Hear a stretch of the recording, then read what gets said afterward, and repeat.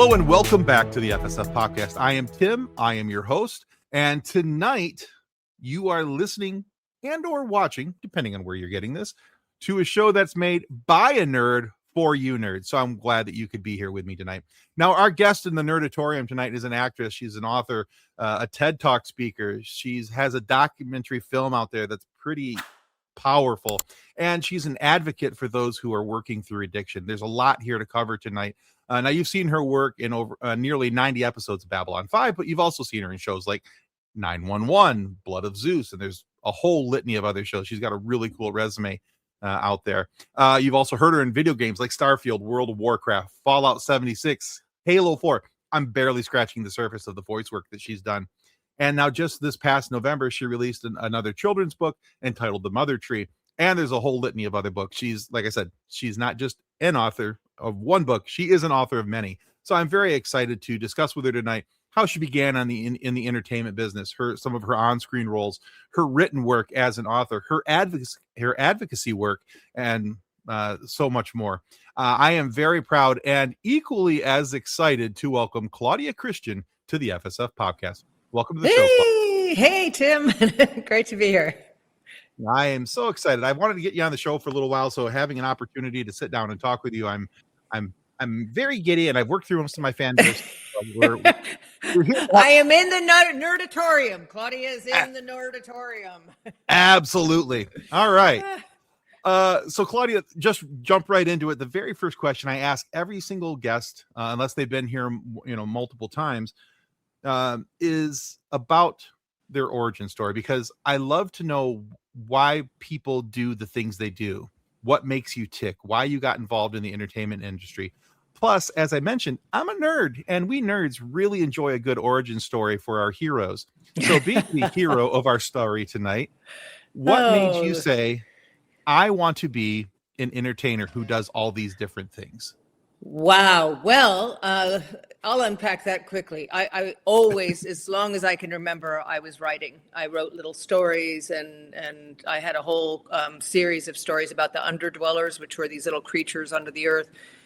Henry the mouse. I had a whole, series of books about him. I was always writing and reading books. I loved it. And our television was very restricted when I was a kid. My father, God bless him, he was like, no sugar, no TV.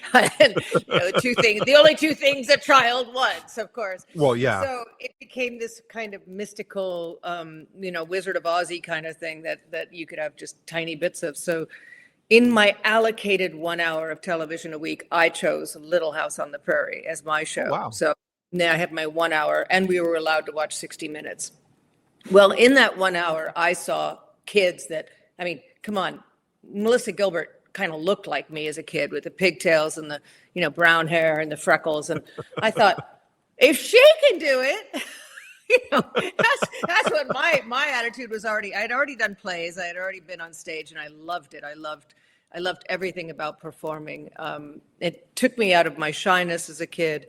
It also helped me because I had tinnitus, I had OCD. I was a mess as a child, and I was very, very quiet, and stage just made me forget everything.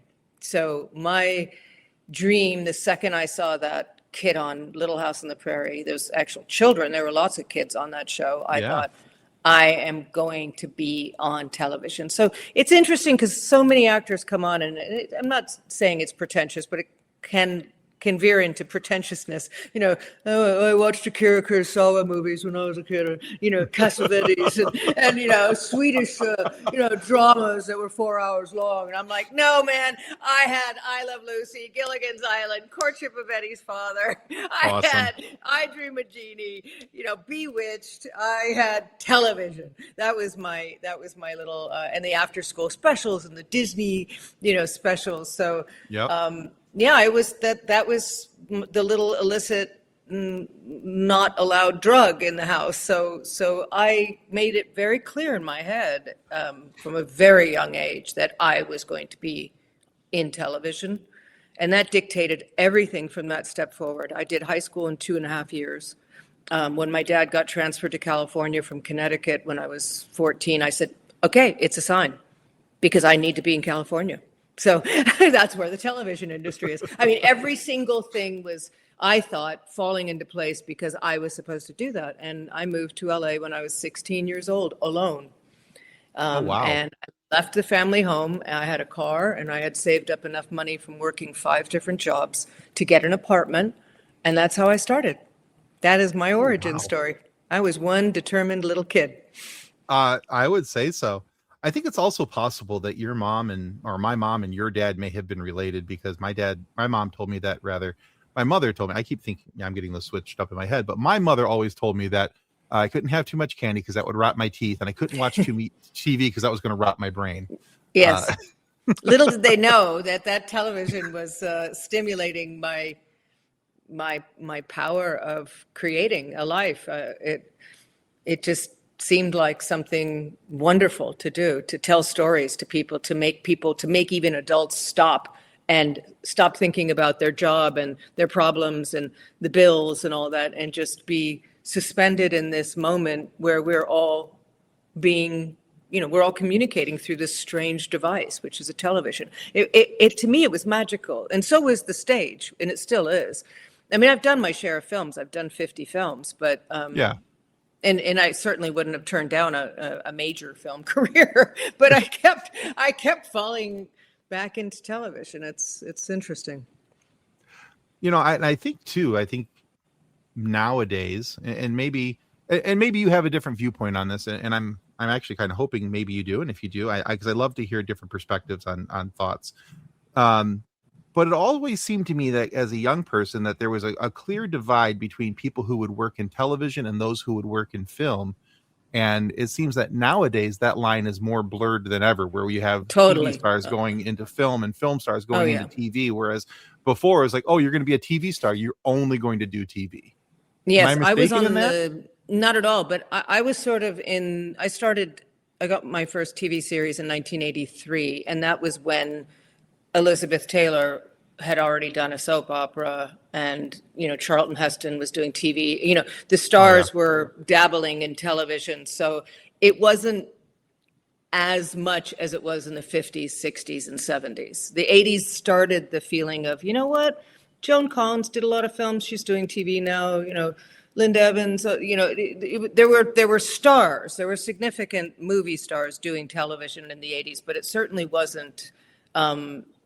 It certainly wasn't as sort of interchangeable as it is now. I mean, you look at Nicole Kidman and all the A-listers, they're going from TV to film, but TV to film.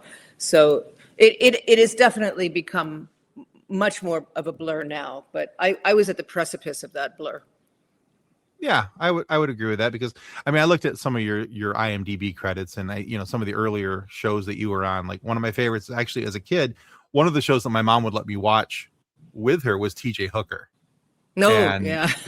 Of Well, course, Shatner was in that. Yeah, Shatner. That was like my second job. But speaking of TV, I did a Columbo movie of the week with Faye Dunaway.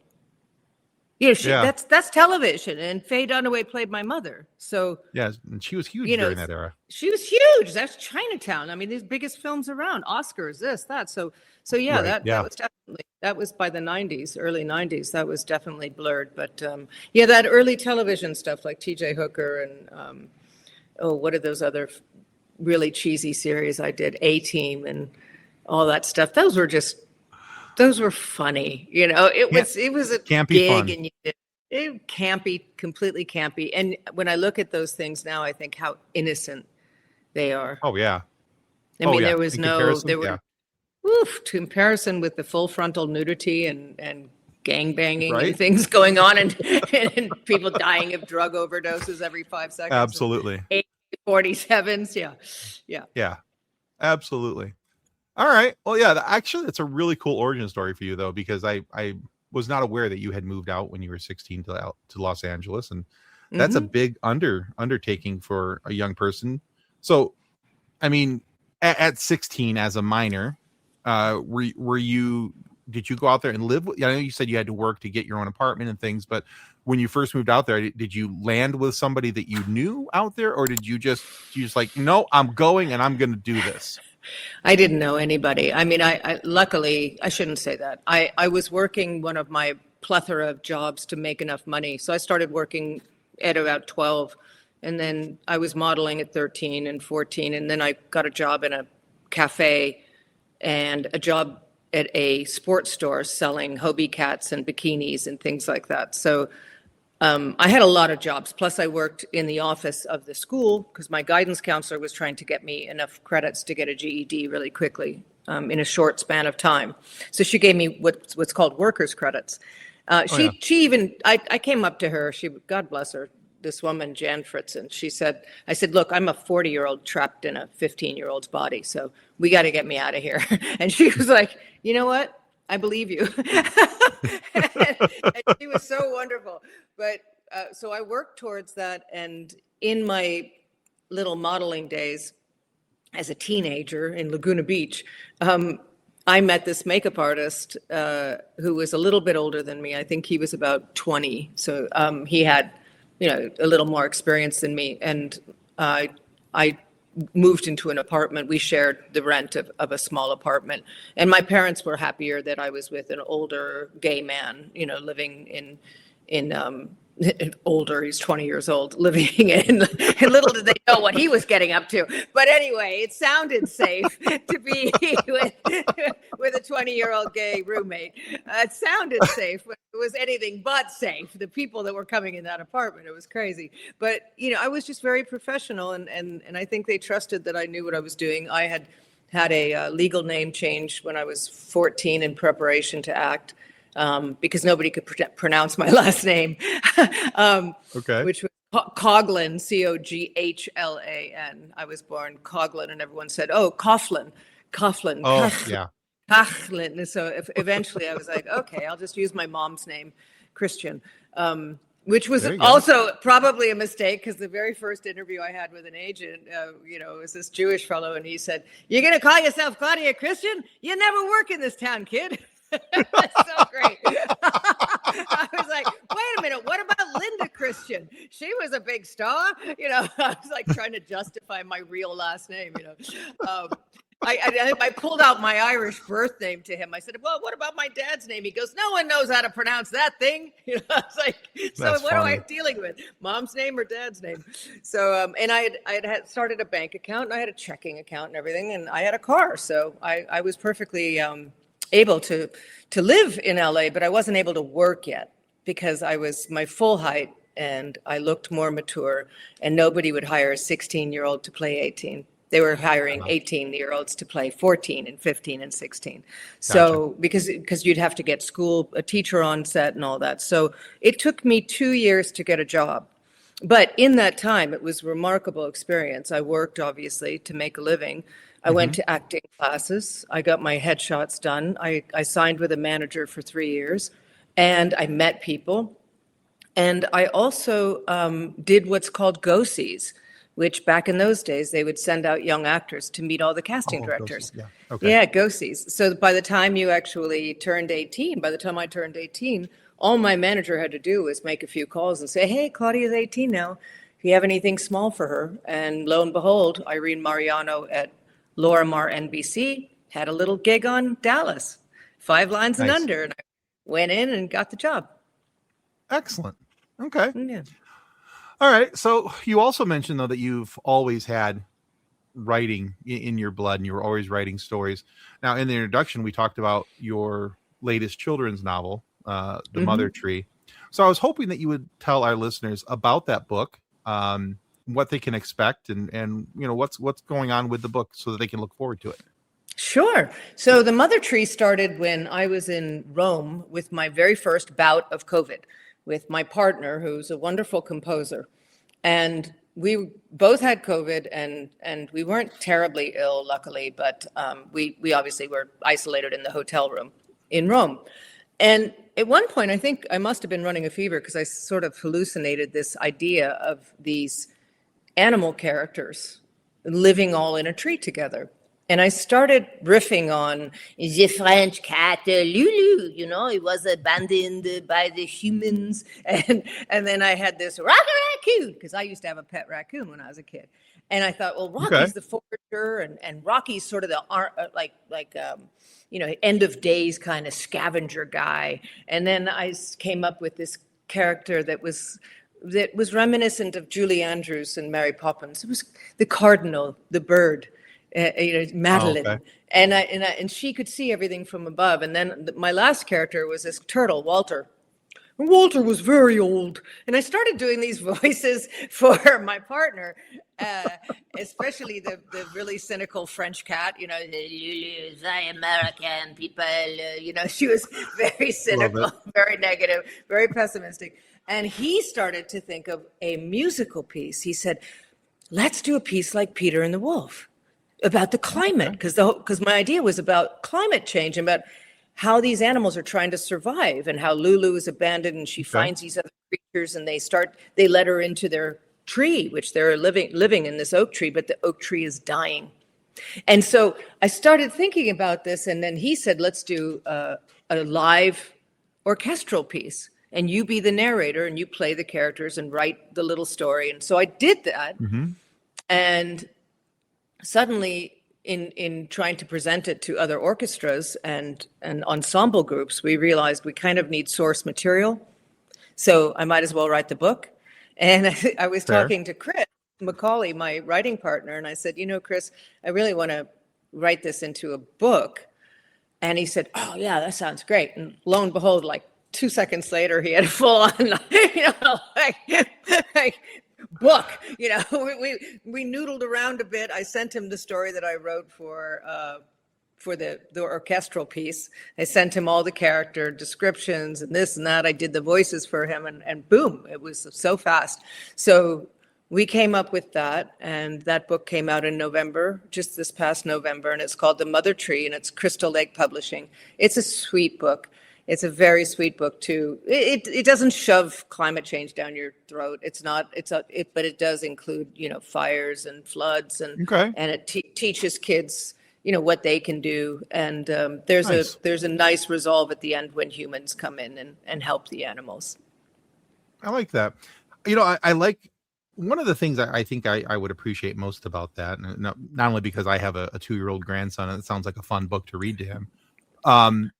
But also the thing that I like about that is it kind of takes me back to some of the books that I read as a child, some of my mother would let me watch animated series, some of the Saturday morning cartoons and the G.I. Joe, the more you know, and, knowing is half the battle and all that kind of stuff. Even all that stuff was never something that was like openly just like plungers shoved down your throat. It was, hey, here's some tidbits that got you thinking about different things and kind of pointed you in the right direction. And I kind of feel like, based on what you're saying, that's kind of not exactly the same vein, but it certainly helps, I think, to help mold those young minds to start thinking about things that they can do positively for themselves, for the people around them, their environment, things like that. And bring awareness to the issue and to other creatures, especially in this era of a lot of me. Let's start thinking about other people and other things. Oh, yeah, absolutely.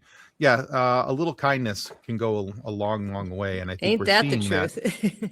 We're seeing that more and more in this world, and especially we're in like 2020 part 5 right now, actually into part 6, but just like the world has kind of stopped since 2020, and it's not the same world it was before COVID. This post-COVID world is a little crazy, and I think that anytime you can do something like what you're talking about right there, where you're raising awareness and you're helping people to get, kind of pointed in the right direction, because I think that's always a very big thing and a very good thing. So that's excellent. Now, I know this isn't your only work. You said also that you've got a cookbook. I know you've written an autobiography, and there's a couple other books there and some things. So how many books in total do you have published right now? Oh gosh, that's a darn good question. I have Babylon Hip shots are fine. Babylon Confidential, Journeys, Wolf's Odyssey, the original, Snack Hacks, Mother Tree, and I think about 8 probably. I think around 8. I think probably the one that might appeal to people on this show would be the cookbook that I made for my gaming fans, because I just, whenever I would talk to people who were gamers and being, the badass in World of Warcraft, I would meet a lot of fans. And a lot of times they would say that they just didn't have time to cook, or they didn't know how to cook, or they were never taught how to cook. And so I wrote a cookbook that there was no excuses. These are fast, healthy, inexpensive meals to make. And so, awesome. yeah, and I did it with a wonderful gamer, Mark Michel, who became my friend, and he has cerebral palsy. And so he's, he has limitations in his physical ability. And a lot of the recipes that he formulated and added to the book are really good for disabled people as well. So, awesome. So they're easy to make, and there's some hacks in there. And it's interesting because I did hacks for making fish so you don't overcook it, and he did some hacks for popcorn and this and nuts and all these snacks and things. And then that actually encouraged him to write another book for hacks for people who have physical limitations. So he's about to publish that book. So I'm really happy that it started. Yeah, it started kind of this lovely way of catering to the needs of people who maybe can't reach that upper shelf or pick up the cans or open jars, or so because I mean, everybody deserves the chance to have decent recipes that they can make. Oh, for sure. Yeah. So that was a really lovely book that I was doing cooking classes with Pat Tallman. Patricia Tallman was in Babylon 5 with me. She played Lita Alexander, and she's one of my dearest best friends. And during the pandemic, we started doing these cooking shows, Cooking with Claudia. So, those are still available as well. But that led to Snack Hacks, the cookbook, and these Facebook groups, and we were just all trying to figure out what to do with 50 pounds of rice, and I had 5 recipes, pandemic rice recipes, like all the people who fearfully bought rice and macaroni and things like that. I was like, okay, I got a recipe for sweet potatoes. Yeah, you're the one that bought the 500-pound bag of rice. I knew it. Are those Funko Pops in back of you, by the way? Yes, they are. Those are Funko Pops. So do you have my Zalatath one? I do not yet. I've got to get it. I can't. Every time I have found any of the Babylon 5 Funkos, they have been so ridiculously priced. I found them at shows, cons, and things like that, where people have taken the price and just inflated it, where I could not justify purchasing them. No, the Zalatath is the World of Warcraft one. It just came out. It's so cute. It's purple. I have 3 Funk. Okay. I have 3 Funk Pops. I have Babylon 5. I have Disney's Atlantis. Helga Sinclair has a Funko Pop. And Zalatath from World of Warcraft just came out with one. It's really cute. I will have to look for that. Yeah. Well, you should have one of my Funko Pops, don't you think, Tim? I am working on it. I promise. Put the poor guy under the gun. No, that's okay. That's okay. Because you can't quite see it, but it goes for a little bit that way, and there's a whole nother shelf over here. You'd think with like 300 something pops, I'd have one of yours, but not yet. But I'm not yet. That's okay. I'll forgive you. I appreciate the kindness. All right, so let's take the spotlight off of me and my inability to find the correct Funko Pop, and let's put it back on you for a moment. All right. So, as a writer, and I actually hadn't planned to ask you this question. This just popped in my head. Anyway, but so you've done a lot of different things over your career, clearly, as actor, voice actor, author, advocate, all these different things. How do you find that writing scratches an itch for you that acting and voice acting does not? Well, I think most artists have a favorite medium. True. I mean, some might love composing as much as they love painting. But for me, I would, I really enjoy acting. Writing was something that, I do to express myself when I can't act. When the jobs aren't coming around to perform, then I would take a writing gig or come up with a story or satisfy my creative spark with, like this past year, I wrote a series, a half-hour comedy, just out of the sheer need to be creative. Okay. So I would say that it doesn't really scratch a particular itch other than self-expression. And of course, my biographies or autobiographical works were specifically to help people face their own problems, particularly with alcohol use disorder, because I struggled with drinking.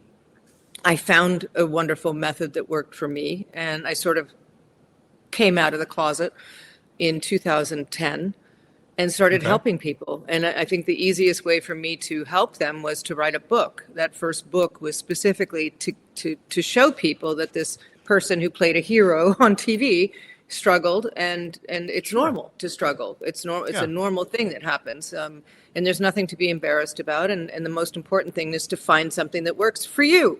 I don't care how anybody recovers. I just want them to recover. So but for me, the reason why I advocate the Sinclair method is because I used it. It worked for me. I coach people who use it. It works for them.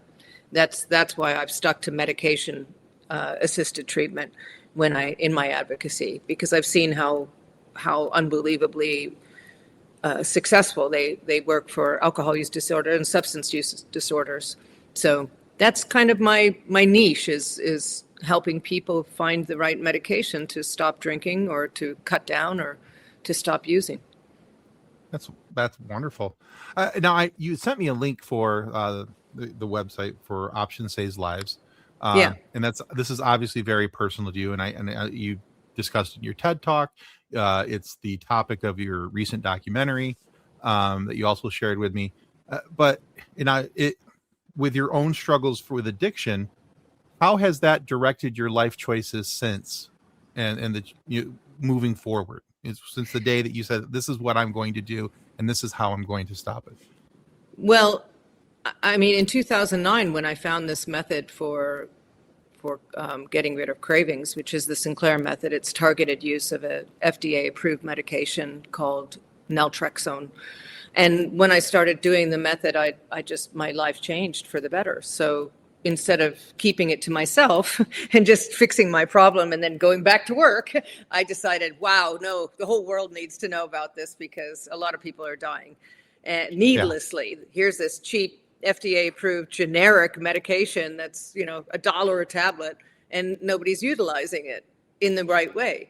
So I went on this mission to change the way people were treated with alcohol use disorder. I went on this mission to start a nonprofit, which originally was called C3 Foundation, and we recently rebranded because we're not a foundation. We actually rely on donations. And that was just the naive me when I opened my 501c3 nonprofit. I named it with this stupid word on the end, foundation, and people got confused thinking, oh, here's some rich actress. And I'm like, no, we have no money. We need money.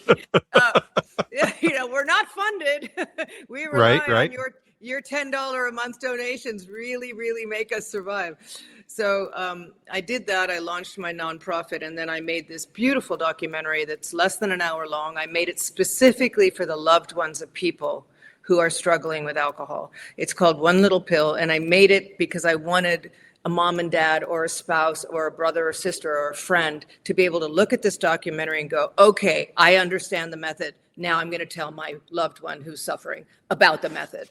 So it's really, really palatable. You can watch it, like I said, less than an hour long, and you can understand what TSM does, how it works, and you can see real people on it.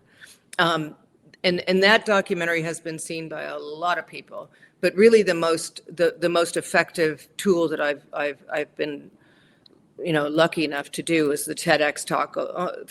Over 5 million people have seen that, and it really has opened up the world to people understanding that this method is is real. It's not some snake oil thing. It really does work. So yeah. So if your question was how has it changed my view, is I would not,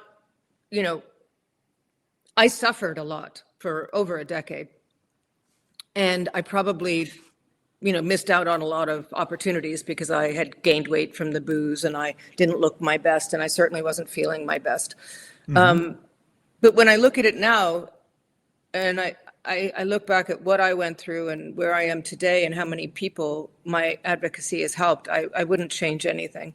I think that in a way, I don't mean to sound holier than whatever, but I think I was chosen. I think I was chosen to go through that so that because I have the tools. I'm a good speaker. I had a little fan base, and that fan base, let me tell you, that sci-fi specific fan base, they were the ones that financed my movie, One Little Pill. They literally, I raised $60,000, and I know that 99% of those were sci-fi fans. And so they paid for that film. They spread the word when I did my TEDx talk in London. They showed up at conventions and put dollar bills when I was trying to raise money to, start a coaching program. They're the ones that bought my book. They're the ones that told their friends that were drinking too much, hey, Claudia did this. So I really believe that combination, that special sauce of an actress who wants to help people and has a sci-fi fan base. It was like God said, give her alcoholism.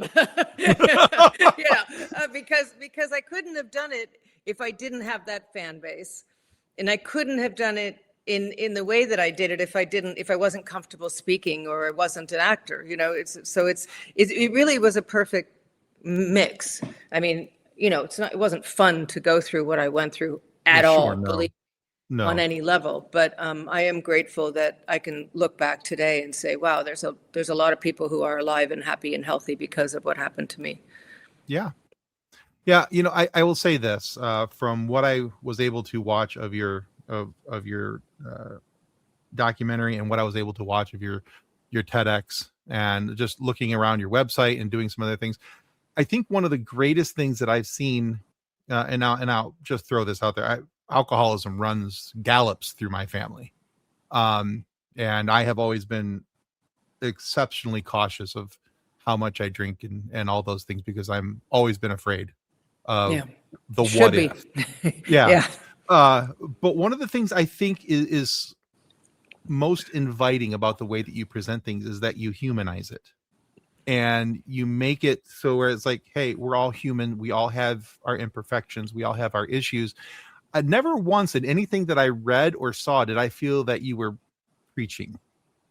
And I because in all honesty, sometimes the people that you see that are giving these TED Talks, and they get a little preachy, a little Sunday morning pulpity, about what they're doing and why I'm or they're so selling. Awesome or they're selling something. And that's a lot of people accused me of being in bed with a pharma company. I'm like, honey, I wish. Problem is, it's generic, babe.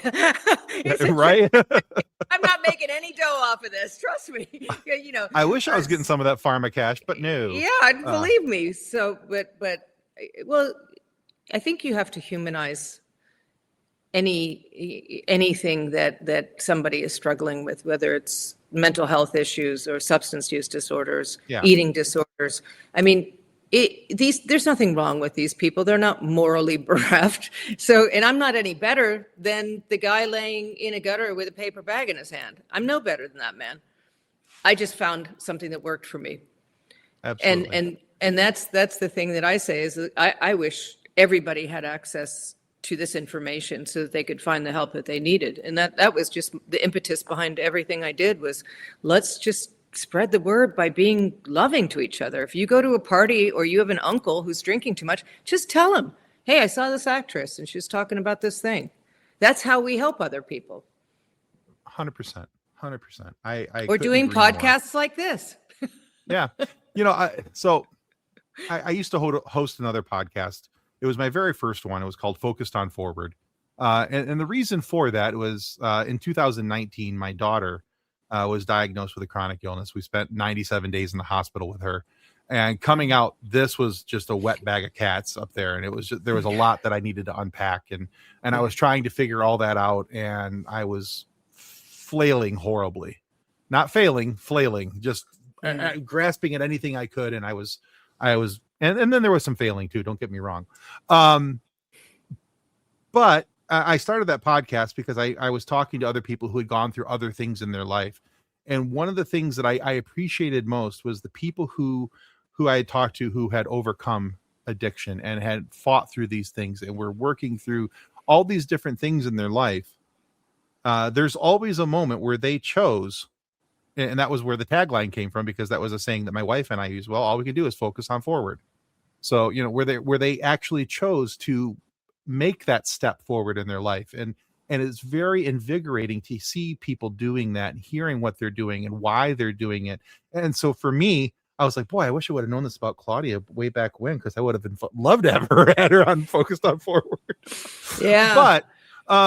But yeah, so I always think that it's very important to humanize these conversations, and having a face that can go to the conversation, such as yours, helps people to make it something where it's relatable, where it's not just this stigma that's a monkey on their back. And it may very well be for a little bit, but knowing that somebody else that they have watched and appreciated and, and all these other things may help them to be able to point themselves to become focused on forward.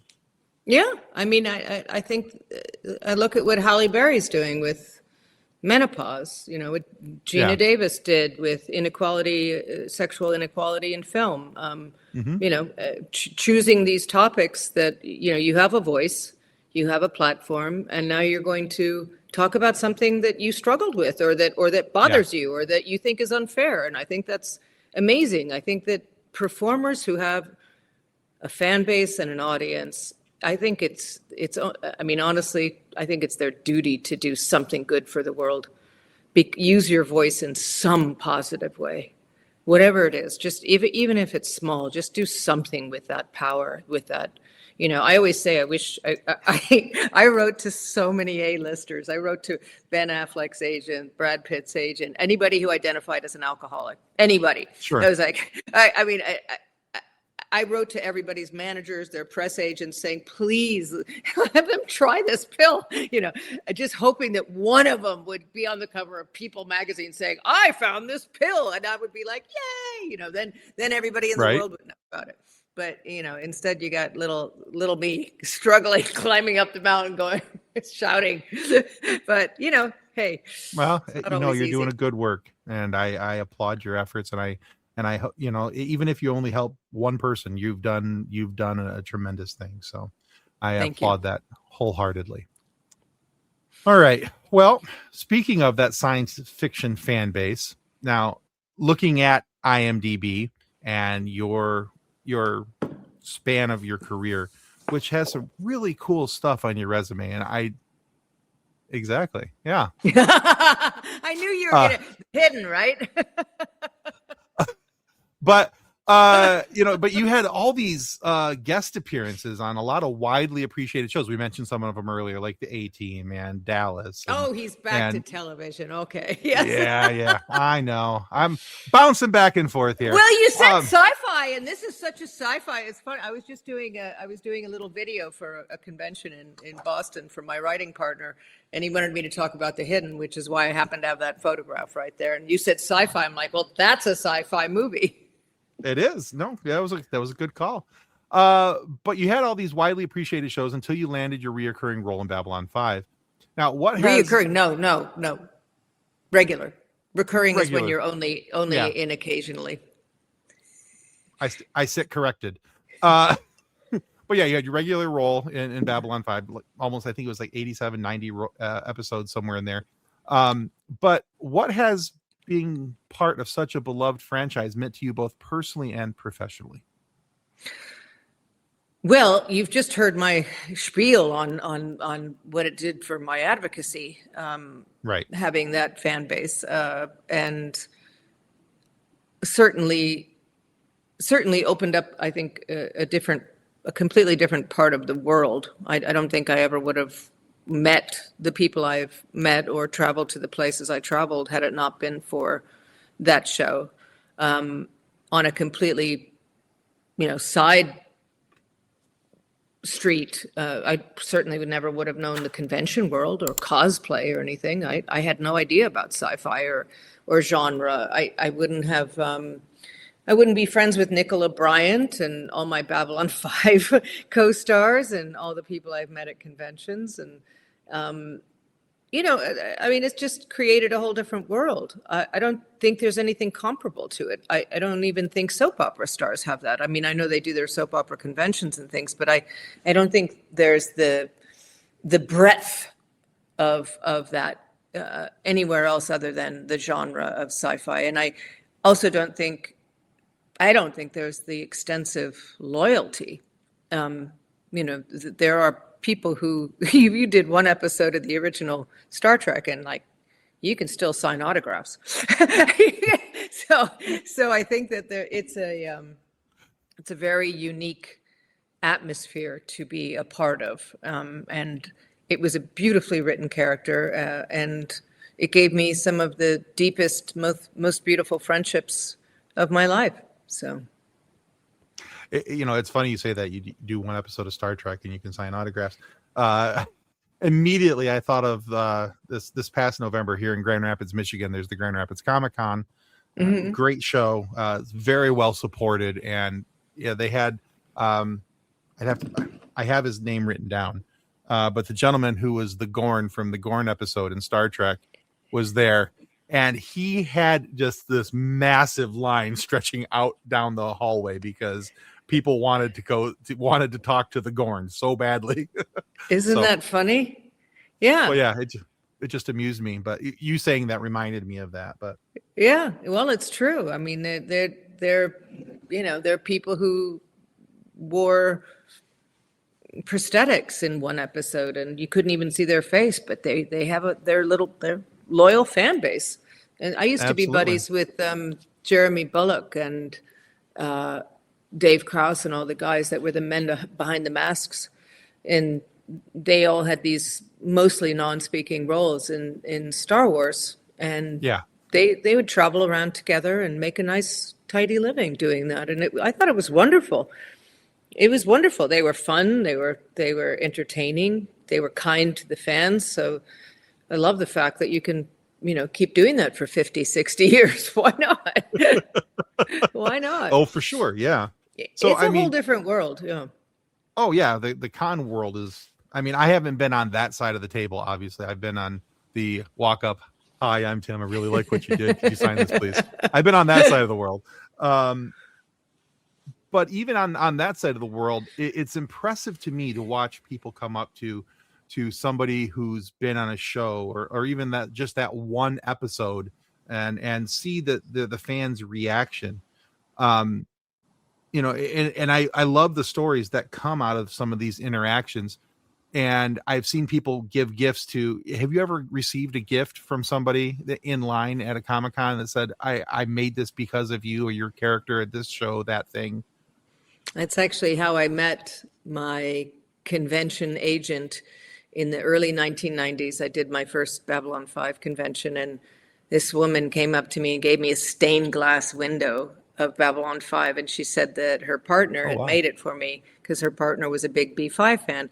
And we just started talking and exchanged addresses like you did in the 90s. If you ever come to LA, here.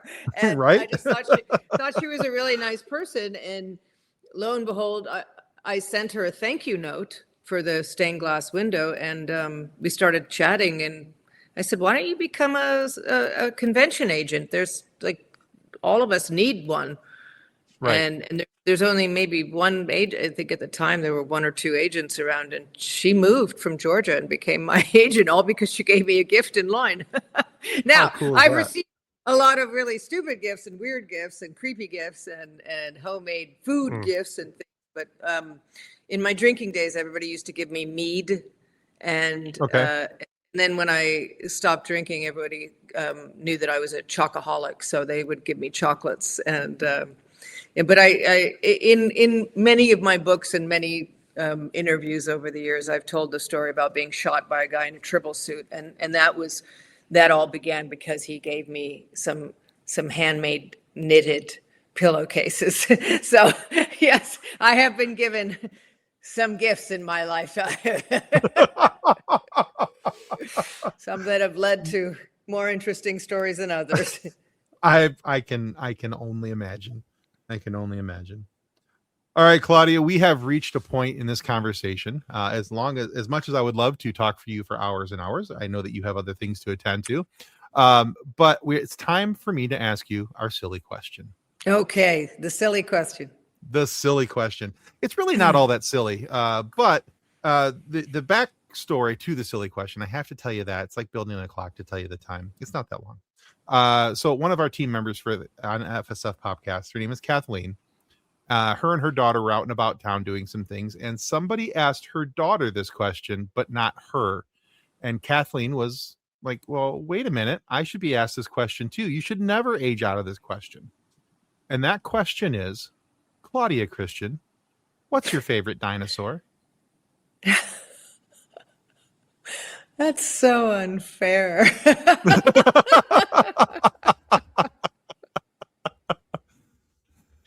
That's so unfair, because I would never know the name of it. But I was watching, the wonderful.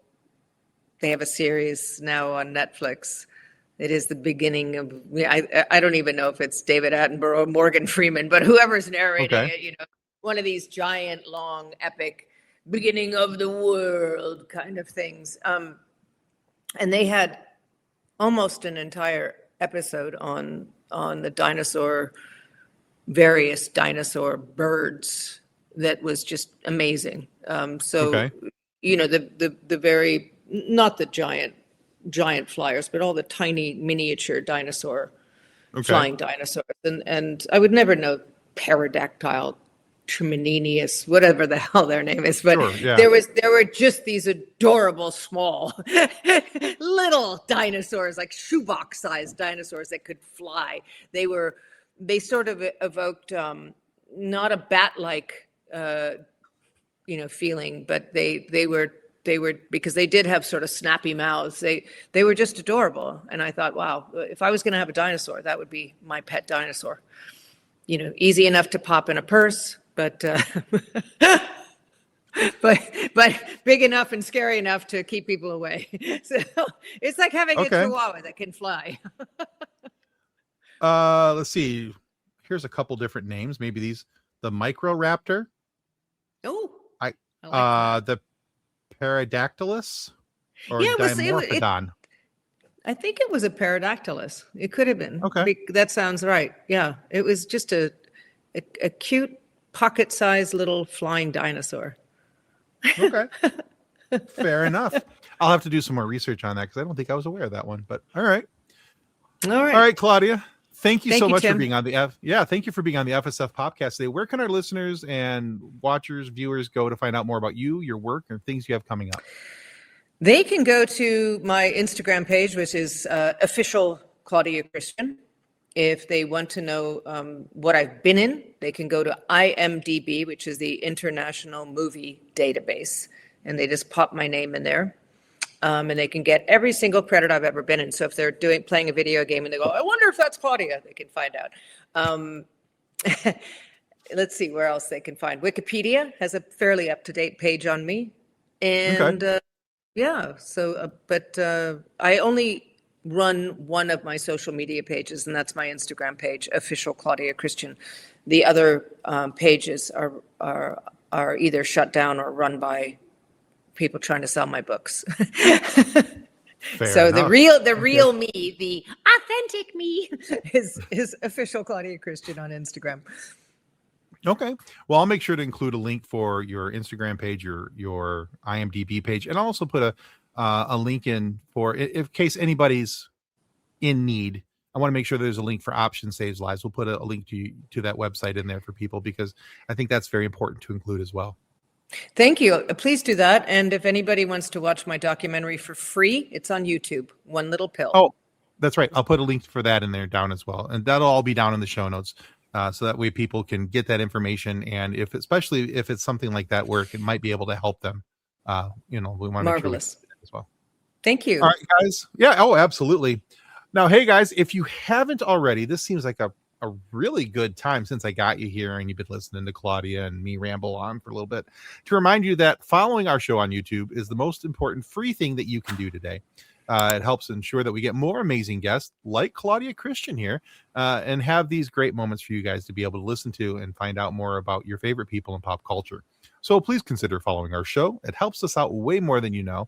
And be sure to check out Claudia's work as well, and consider donating to her organization as well. And let's keep that going and keep her going in this work.